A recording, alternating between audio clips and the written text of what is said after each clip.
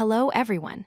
In this video, we are going to explore a very popular coding interview problem, finding the lowest common ancestor in a binary tree.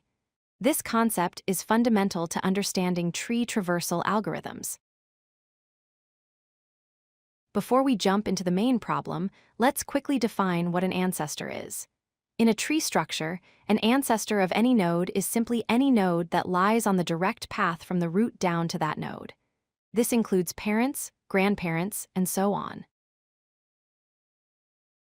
Now, let's define the lowest common ancestor, or LCA. Given two nodes, P and Q, the LCA is the deepest node in the tree that has both P and Q as its descendants. It's the split point where the paths to P and Q diverge. Let's look at this example.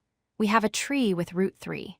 If we are looking for the common ancestor of node 5 and node 8, we can see that node 3 is the lowest node that connects both of them. While the root is always a common ancestor, we want the one closest to our target nodes. There is an important edge case to remember. If one of the nodes, say P, is actually an ancestor of the other node Q, then P itself is the lowest common ancestor. In this example, 5 is the parent of 2, and 2 is the parent of 4. So, the common ancestor of 5 and 4 is just 5.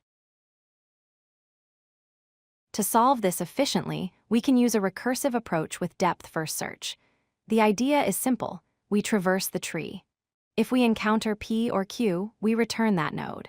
Then, as the recursion unwinds, we check if a node receives valid returns from both its left and right children.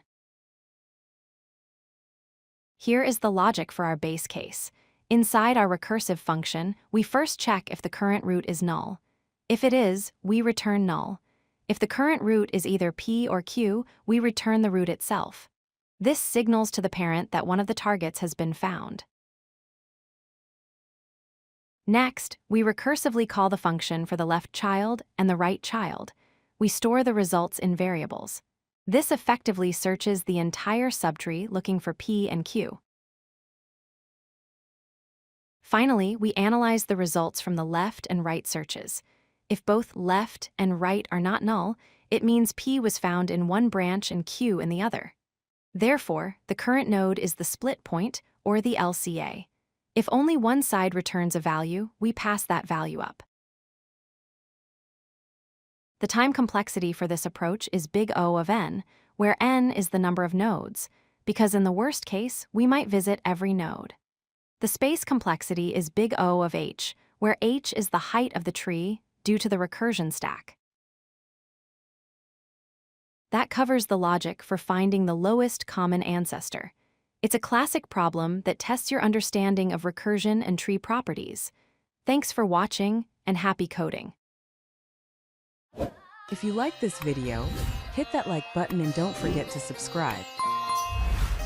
Visit codelucky.com for more such useful content.